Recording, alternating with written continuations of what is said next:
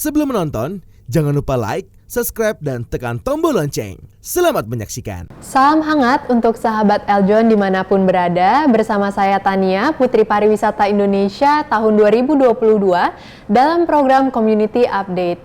Hari ini sangat senang rasanya saya dapat menemani sahabat Eljon sekalian dalam program ini, tentunya bersama komunitas dan juga narasumber yang sangat luar biasa.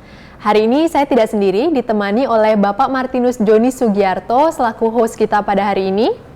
Baik Bapak, selamat siang. Selamat siang. Bapak gimana kabarnya? Luar biasa. Luar biasa ya. Nah hari ini nggak sabar ya Pak ya kita berkenalan dengan narasumber kita yang sangat luar biasa. Betul. Baik. Tanpa berlama-lama, kita langsung berkenalan dengan narasumber kita yang sangat inspiratif pada hari ini, Bapak Raymond Ardan Arfandi, selaku Sekretaris Umum dari Paguyuban Sosial Marga Tionghoa Indonesia, dan juga selaku Wakil Ketua dari DPP Real Estate Indonesia. Real Estate Indonesia adalah organisasi persatuan perusahaan-perusahaan di Indonesia yang bergerak di bidang properti. Baik Bapak Raymond, selamat siang. Selamat siang Tania. Ya, Pak Raymond gimana kabarnya hari ini? Baik. Sangat senang hari ini tentunya berkenalan dengan Bapak dalam program Community Update ini.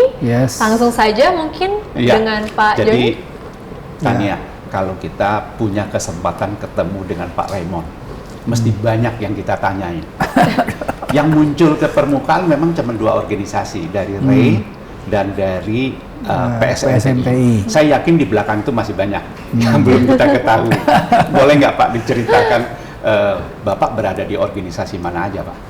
Iya, jadi memang sementara ini saya memegang itu Sekretaris Umum PSMTI, Paguyuban Sosial Marga Tionghoa Indonesia, juga sebagai Wakil Ketua Umum Koordinator semacam Menko gitu ya di organisasi Real Estate Indonesia.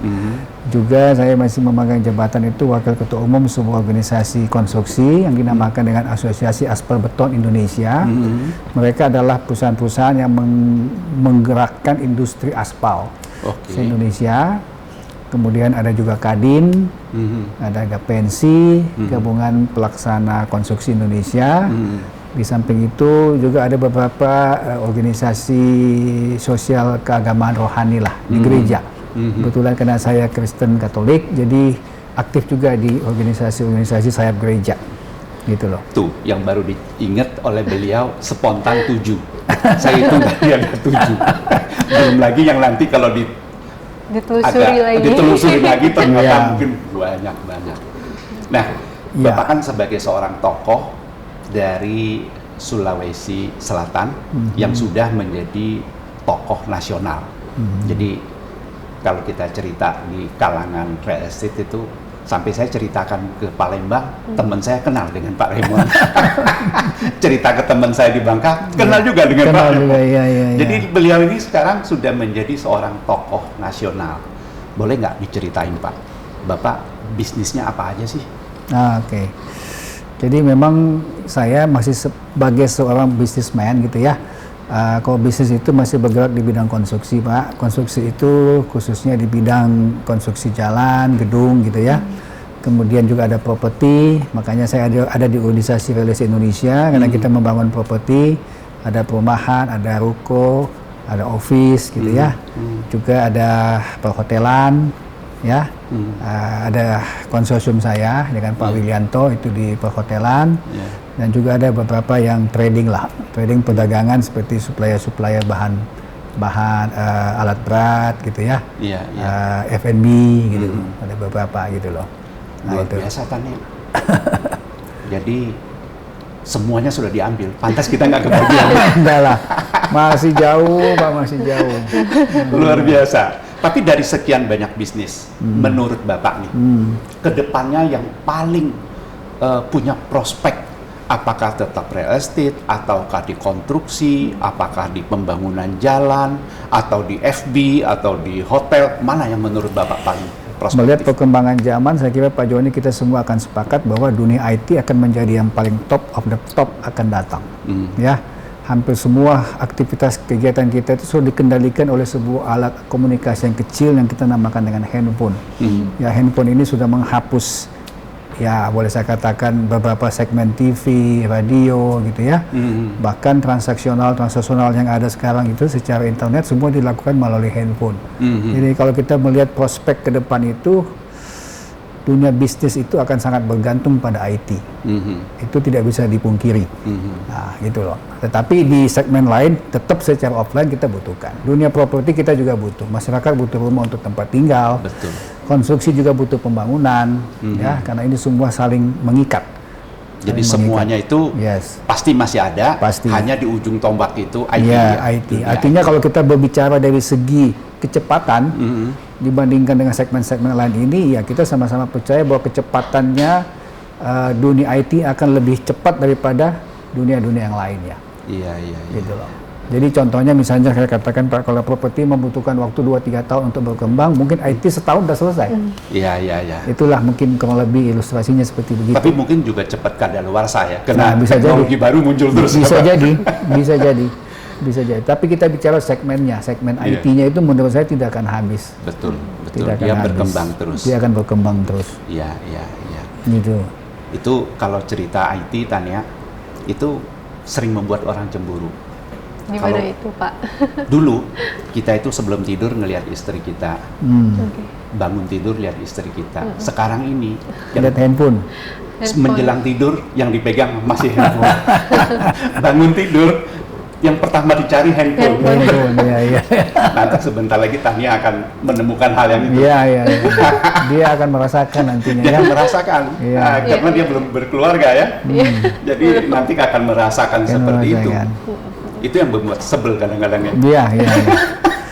Masing-masing punya perasaan beda-beda, Pak. Kalau sekarang untuk segmennya sekarang masanya periode saya ini, kita segmennya ini terhadap ya sedikit terhadap anak-anak kita. Yang tadinya kita dengan anak-anak itu bisa ngumpul, bisa makan, bisa gini. Sekarang udah sibuk masing-masing dengan dia punya iPad, dengan dia punya handphone, gitu loh. Udah itu sudah asik berdampak. di dunianya sendiri. Asik di dunia sendiri dan kita nggak bisa ganggu. Iya. Gitu loh, ya kan? Nah, Betul. tapi tidak suka kita hadapi. Ya. Kan itulah perkembangan yang dinamakan perkembangan zaman gitu ya. Nah, gitu. Pak Remon, kalau ngelihat Pak Remon pengusaha yang luar biasa sukses di Sulawesi Selatan, terus sudah menjadi tokoh nasional. Berapa banyak sih waktu yang dibuang Pak? Bulak-balik. Jangan-jangan setahun punya 300 tiket. Memang ini keaktifan di organisasi itu cukup menyita waktu, ya, karena kita apalagi sebelum pandemi COVID ya, pandemi COVID itu memang dulu Pak itu frekuensi flyer saya itu setahun bisa kurang lebih 150 sampai 160 kali terbang dalam setahun. Tetapi setelah pandemi COVID udah otomatis cukup drastis menurun gitu ya. Nah, tetapi memang dengan keaktifan organisasi ini, ya seperti saya katakan tadi, kita perlu mengorbankan waktu, kita perlu mengorbankan biaya, tetapi ada sesuatu yang kita tidak bisa hitung secara materi, yaitu adalah pengalaman, kemudian experience gitu, sharing gitu ya, dan kemudian networking gitu ya, itu sulit, kita nggak bisa mendapatkan by hitungan value of money, nggak bisa gitu loh, nggak bisa. Jadi ya itu ada plus minusnya lah, ada plus minusnya lah aktif di organisasi itu. Dan memang kebetulan saya jiwanya memang cukup, ya mungkin ada turunannya ya, karena papi saya dulu itu adalah ketua PMKRI. Nah, jadi mungkin ada turunannya lah, mungkin ada bibit bobot ya, suka bebetnya berorganisasi itu. ya. Jadi memang waktu saya di SMP itu saya sempat jadi wakil ketua OSIS, kemudian ke SMA jadi ketua OSIS malah. Nah, ketua OSISnya SMA, kemudian university sempat menjadi ketua himpunan mahasiswa teknik sipil. Nah, begitu tamat itu kita aplikasikan di dalam kehidupan kemasyarakatan, itu memang cukup berefek lah. Jadi jiwa organisasinya sudah ada semenjak dalam kandungan.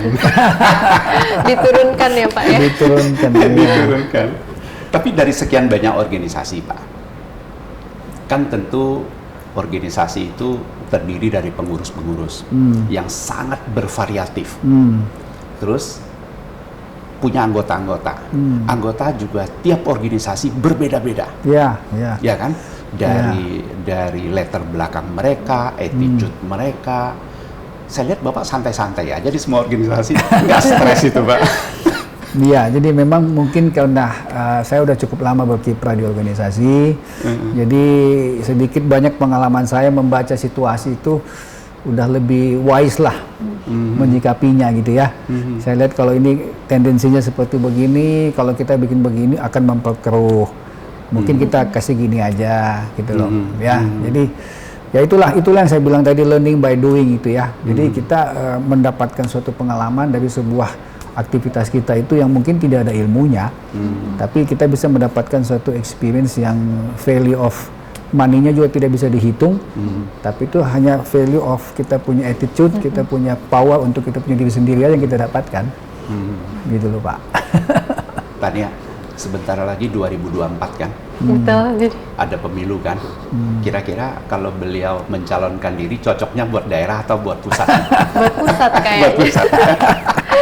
Melihat ini ya deh, untuk pengalamannya sudah sangat banyak luar kan? biasa, Pengalaman sudah luar bertemu biasa, ya? dengan Iya. banyak orang. Masuknya bagus ke DPR RI atau DPRD provinsi nih? RI ya? DPR RI. RI ya? Gimana Pak Raymond? Sudah ada persiapan ke situ? Sebenarnya di pileg yang lalu saya sempat ikut. Saya sempat ikut dengan membawa bendera Partai Nasdem. Nah, waktu itu memang sebenarnya saya tidak terlalu minat, tidak terlalu fokus, tidak terlalu ambisius untuk menjadi itu.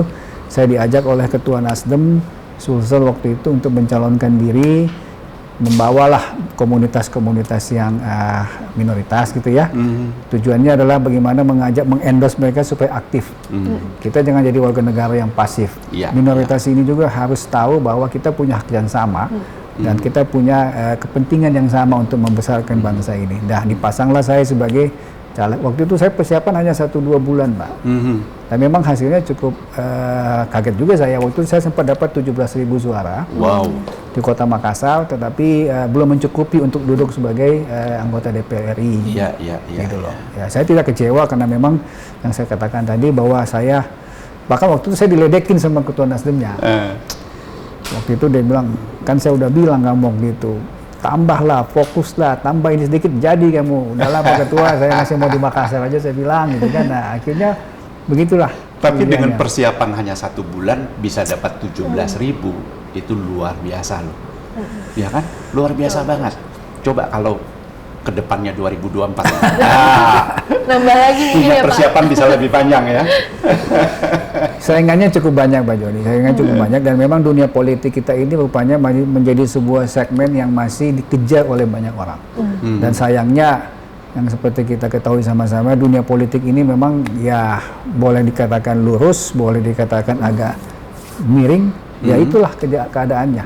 Di dunia politik itu memang kita istilahnya harus apa ya, menyesuaikan lah, menyesuaikan dengan tantangan-tantangan yang ada, gitu loh.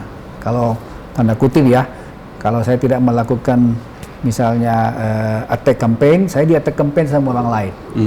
Nah itu bikin capek Pak. Betul. Itu bikin capek di situ. Iya. Tapi Ya, gitu. tapi luar biasa ya. Kalau kita lihat persiapan cuman sebulan dapat 17.000 ya. Itu hebat sekali. Artinya beliau ini dikenal oleh begitu banyak masyarakat. Betul. Ya. Iya. Nah, kalau bisnis Pak. Bisnis tadi Bapak ada di konstruksi, ada di real estate, ya kan, ada di perhotelan, ada di FB. Kalau menurut Bapak nih, tadi kan Bapak udah bilang ke depannya IT yang luar biasa. Tapi kalau di hotel, kita kan melihat bahwa pertumbuhan setelah pandemik ini kan lumayan Pak, Yes. naik lumayan ya. Dan event-event di hotel juga banyak sekali ya. Iya. Menurut Bapak, masih seberapa cerah sih bisnis di bidang hospital itu? Apakah hotel, apakah itu FB? Jadi itu kembali kepada culture-nya bangsa besar kita Indonesia gitu ya. Mungkin kalau di negara lain mungkin ini akan semakin menurun kalau menurut saya. Tapi di Indonesia, karena kita dengan beberapa basic prinsip dasar negara kita, contohnya misalnya gotong royong, silaturahim, ya.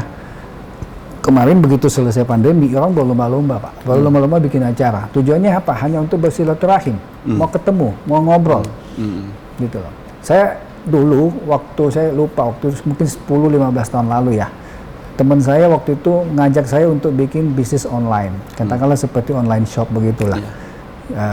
Saya katakan nggak bisa jalan lah itu. Iya. Ternyata mereka jalan. Betul. Ternyata mereka jalan. Gitu loh. Ya. Betul. Nah, jadi yang saya katakan tadi, tetapi kembali lagi kepada karena kita bangsa besar ini punya semacam culture, ya, yang namanya gotong royong, silaturahim, kebersamaan, ya, itu membuat kita itu tetap pengen ketemu. Nah, kalau kita pengen ketemu, ya mau tidak mau kita butuh venue, kita butuh venue untuk tempatnya kita bisa bertemu, dan itu tempatnya pasti ada di hotel. Jadi kalau kita cerita segmen hotel masih prospektif, saya bilang masih oke banget. Pertemuannya masih di hotel ya, rapatnya, pertemuannya. Oke. Cuma secara spesifik kalau saya boleh katakan dari real estate, Pak, dari real estate. Kalau hotel masih oke. Kalau properti perumahan itu ada satu pandangan saya. Pandangan melalui pengalaman juga. Dunia properti ini tidak akan pernah bisa maksimal kembali. Ini orang selalu tanya sama saya kenapa. Nah, kira-kira tahun 2008 kalau nggak salah, pada saat saya masih menjabat ketua RI-nya Ray Sulsel. Nah, satu ketika properti itu sangat booming, Pak. Ya, apa yang terjadi dengan boomingnya properti? Orang lebih memilih membeli properti daripada simpan uang di bank. Saya kalau simpan uang di bank saya dapat bunga 5-6%. Saya beli properti, Tania beli properti, sekarang tahun depan naik 20%. Saya untung jauh lebih gede daripada deposito. Gitu loh. Apa yang terjadi, orang semua berbondong-bondong untuk beli properti. Tetapi pemerintah tidak happy dengan keadaan ini. Kenapa tidak happy? Karena ini terjadi passive investment. Pak Joni beli 10 rokok, nggak dipakai, disimpan. Uang nggak putar. Jadi yang dikejar adalah added value-nya ya. Added value-nya maupun yang active investment yang dikejar oleh pemerintah. Nah, pada saat boomingnya golden period-nya properti ini yang saya katakan tadi, sebuah pengembang besar Ciputra buka lahan 30 hektar, setahun jual habis, Pak. Karena properti itu pada dasarnya ada dua jenis, investment dengan needs.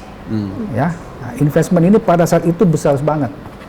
Ada orang langsung karena punya uang beli properti, beli ruko 10, disimpan sama dia. Sekarang beli 1 miliar, tahun depan jadi 1,2. Itu yang dikejar sama dia. Lebih besar bunga bank ya. Bunga bank. Iya. Tapi kita bisa bayangkan dengan 1,2 miliar, 1 miliar kali 10 kan 10 miliar. Tapi itu kan terjadi passive investment. Uang nggak diapa-apain. Uangnya nggak berputar. Kali sekian banyak orang, akhirnya ekonomi kita tidak bergerak. Nah, makanya selalu saya katakan bahwa segmen properti ini akan menjadi optimal saja, tidak akan bisa menjadi maksimal kembali. Tidak bisa menjadi maksimal kembali. Asik nih cerita ini. Banyak investor, terutama di Jakarta ya, yang beli apartemen, ada yang misalnya nih beli 2M, sekarang harganya tinggal 1,5. Nah ya. Ada yang beli 3, tinggal 2. Tinggal 2M. Iya. Nah, mereka itu rugi besar banget. Betul. Menurut Bapak gimana sih untuk mensiasatin supaya investor nggak kehilangan duit begitu banyak gitu? Ya, sebenarnya investasi itu adalah sebuah pilihan memang. Nah, itu adalah sense of pilihan, sense of choice lah kalau saya ya. Saya termasuk juga yang begitu, Pak. Jadi saya ada beli apartemen di Taman Anggrek sini, ada 3 biji. Sekarang malah harganya bisa, kalau mau dijual sisa 50% dari harga jual utama loh, awal loh. Jadi memang itu yang saya katakan tadi, Pak. Sekarang dunia properti kita bisa eksis, tetapi kita tidak nyaman dengan keadaan itu. Ya, dulu kalau sekelas misalnya pengembang gede, misalnya Agung Podomoro, dia bangun sebuah kawasan apartemen, Pak, 1000 unit, itu yang beli paling 5 orang. Jadi investor paling semua investor ya, Pak? semua yang beli 200, kasih tanda jadi 5 juta, selesai. Minggu depan habis, harga naik. Benar kan, Pak? Ada 5 yang depositkan 5-nya. Harga naik. Dia jual lagi Dia jual lagi. Nah, itulah harga bisa naik. Nah, sekarang karena itu keadaan begitu tidak diinginkan, pemerintah tidak nyaman dengan keadaan itu, dibikinkanlah regulasi-regulasi yang untuk meng-cut strategi-strategi seperti tadi. Contohnya misalnya begitu you tanda jadi, seminggu kemudian harus bayar pajaknya. Nggak ada lah. Betul. Nggak ada lah main-main begini lagi. Iya, Makanya apa yang terjadi? Terjadilah pelambatan penjualan properti. Otomatis pembangunannya juga agak Ya sedikit pasti pelan ya Pak pelan. Karena mereka akan tunggu pembeli baru dia bangun lagi. ya. Gitu loh. Perusahaan-perusahaan konstruksi juga banyak kehilangan kerjaan dong Pak kalau gitu. Ya pasti. Pasti. Ya? Pasti. Makanya saya bilang dunia properti ini dunia yang dibutuhkan, tetapi tidak akan membuat kita tuh happy banget Pak. Enggak happy banget. Jadi rentetannya kalau konstruksi juga agak lamban, otomatis supply semen juga agak berkurang. Oh, saling supply bersaling. besi juga berkurang ya. Ini Itu multiplier efeknya. Industri properti itu punya 100, kalau nggak salah dia punya 141 segmen usaha lain yang saling tergantung. Tapi pabrik besi, pabrik cat, pasir, batu, di mata rantai di itu. mata rantainya itu ada 141 industri yang terkait dengan dunia properti. Dan ini saling mengikat, saling mengikat, gitu loh. Iya, iya. Gitu? Iya, Gitu. betul. Satu kena, berentet Ya. kena semua ya. Kena semua.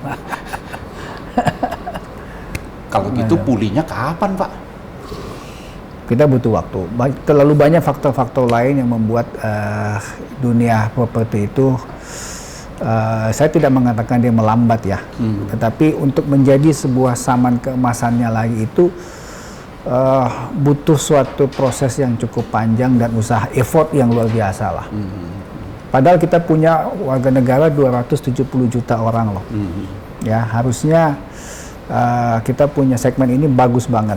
Tapi regulasi kita belum terlalu menunjang. Mungkin karena kondisi ekonomi kita belum terlalu menunjang. Contohnya 270 orang ini majority masih non-bankable Pak. Nelayan, petani. Dia nggak punya rumah, tapi begitu dia sodorin ke bank, bank tolak. Betul. Nah inilah yang harusnya tugasnya pemerintah, bagaimana bisa membuat satu skematik non-bankable ini bisa terlayani. Yang belum layak mendapat kredit di bank, Ya. dia bisa layak dapat Dia bisa kredit dapat ya. di bank, Akhirnya gitu. dia bisa punya rumah Akhirnya ya. dia bisa punya rumah gitu loh. Iya, iya. Gitu. Pak, saya pernah ngikutin satu seminar. Itu bercerita setelah restart ini, pandemik menghancurkan begitu banyak elemen bisnis di dunia. Salah satu yang kena paling katanya paling berat itu adalah perusahaan-perusahaan konstruksi. Katanya perusahaan real estate, konstruksi, yang kecil-kecil pada berkelimpangan karena nggak dapat order. Tapi kenyataan di dunia nyata, kita lihat di banyak negara bahkan perusahaan real estate yang udah gede itu juga ikut collect. Jadi sebenarnya gimana?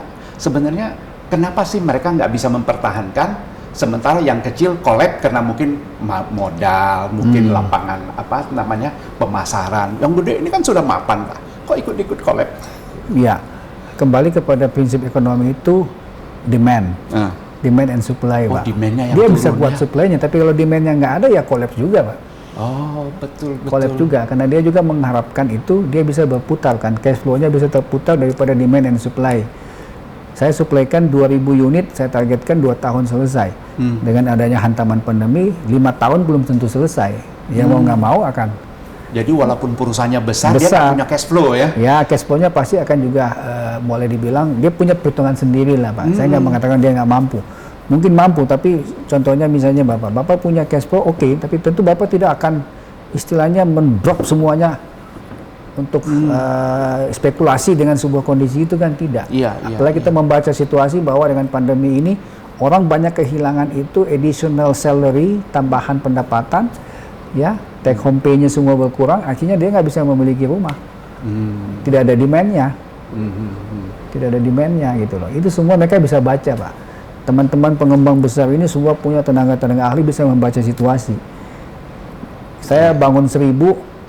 Dulu ada teman saya, dia seorang direksi di Agung Podomoro. Saya katakan sama dia, Pak, kenapa Bapak nggak bangun di Makassar, Pak Raymond? Saya ngambil duit 2 triliun di perusahaan saya, investasi di Makassar. Saya belum tahu kapan saya bisa kembalikan. Tapi saya investasi 2 triliun di Jakarta, saya bisa jamin pada owner saya bahwa 2 tahun saya kembalikan. Oh, jadi pasarnya lebih jelas pasarnya ya? lebih jelas. Iya. gitu loh. Pasarnya lebih jelas. Ya, jadi ya kita harus menyesuaikan saja lah kalau saya, gitu loh. Ini luar biasa banget Tania. Kita dapat pencerahan, sahabat Eljon yang nonton Eljon TV juga banyak dapat pencerahan, terutama di bidang real estate ya. Betul. Bagaimana, karena kita melihat, saya kalau lihat di luar negeri, itu harga real estate, harga unit-unit itu turun. Sementara harga sewa naik. Gitu. Kan kita jadi heran, kok orang yang beli unit nggak mampu beli sekarang? Karena mungkin pasif income-nya nggak ada ya Pak ya, jadi dia nggak berani beli. Nggak berani beli, jadi mendingan sewa aja. Nah ini kita dapat pencerahan banyak dari Pak Raymond tentang masalah bagaimana kondisi real estate di Indonesia ini. Ya. Terima kasih ya Pak Raymond. Ya, sama-sama Pak Yuni, Tania. Baik, hari ini kita mendapat banyak pencerahan dari Pak Raymond dan tentunya sahabat Eljon sekalian dimanapun berada, mudah-mudahan sahabat semuanya memperoleh pencerahan juga gitu ya tentang informasi-informasi tentang real estate hari ini. Baik, hari ini bersama dengan narasumber kita yang tentunya sangat luar biasa, Bapak Raymond Ardan Arfandi selaku Sekretaris Umum dari Paguyuban Sosial Marga Tionghoa Indonesia dan juga Wakil Ketua dari DPP Real Estate Indonesia. Kita akan kembali lagi, jangan lupa untuk terus saksikan program Community Update hanya di Eljon TV.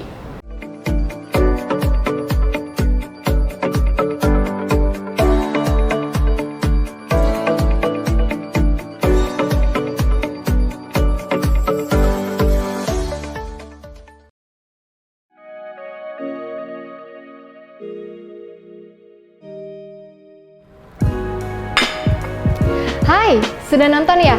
Tapi belum lengkap rasanya kalau kalian belum like and subscribe. Dan jangan lupa ya, see you!